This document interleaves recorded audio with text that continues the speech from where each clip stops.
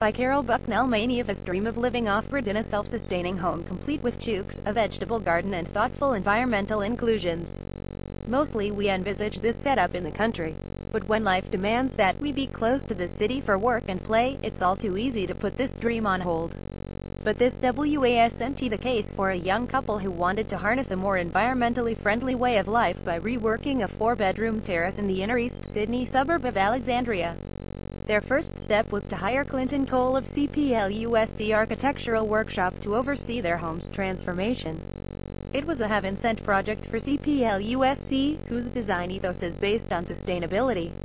As Clinton says, the clients, a modern, environmentally conscious and socially responsible couple, wanted more green space, with an emphasis on good airflow and sustainability.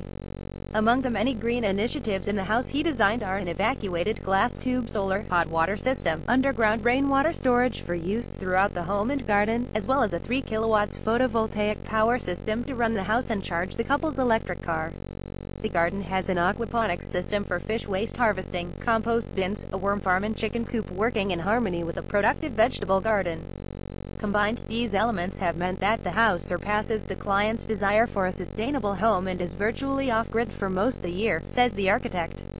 Garden at a glance. Who lives here? A young couple. Location: Alexandria. NSW. Project completion May 2015. Design and build CPLUSC Architectural Workshop. Landscape Sydney. Organic Gardens. Edible Garden. Pipa Botanic Design. Understair Area and Courtyard Awards winner 2017 International Green Interior Awards. Residential 2016 Sustainability Awards. Single Dwelling 2016 Master Builders Association National Luxury Alterations and Additions $650 $1 million Category 2016 Master Builders Association of NSW $1 million Alterations and Additions.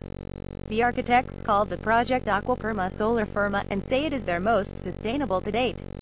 To improve the flexibility of the internal spaces, they located the stairs to the upper level behind the front facade of the house.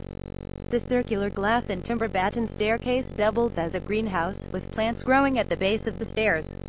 Himalayan bamboo softens the architecture and provides a graceful screen to the street. The front gate is cleverly designed to double as a vertical planter for drought-tolerant succulents. Greening every spare centimeter of space like this is a sustainable approach that is common in many densely populated European cities, and is now catching on in Australia and New Zealand. Looking back towards the staircase, its sculptural lines enhance the interior of the house. The owners say the understair garden brings the outside garden inside and adds a dramatic green element to the stunning form of the stairs. Planted around the base of the staircase is aspidistra, once christened the cast iron plant due to its ability to cope with low light, dust and minimal water. Aspidistra can also be planted outside in warm, shady locations.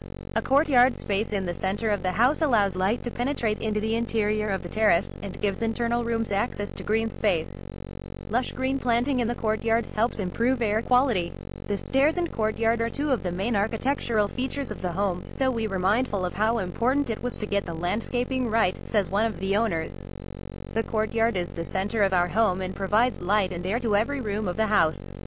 It also serves as collection point for water that flows from the roof down a chain passing through the counterweight to the garden sculpture below, and onto the underground water tank in the rear. The central courtyard is accessed through vertically hung doors operated via rack and pinion crank wheel, paired with a custom concrete counterweight, says Clinton. The wheel is an antique that came from a farm. The kitchen, at the rear of the house, can be fully opened up to flow into the rear garden.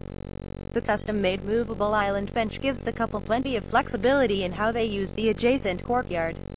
Built-in bench seating along one wall takes up less space than conventional outdoor chairs.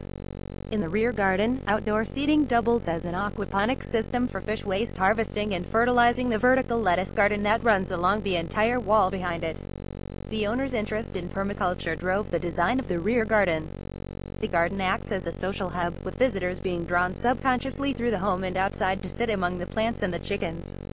Productive gardens are always changing and somewhat unpredictable, but this adds to our enjoyment, says one of the owners.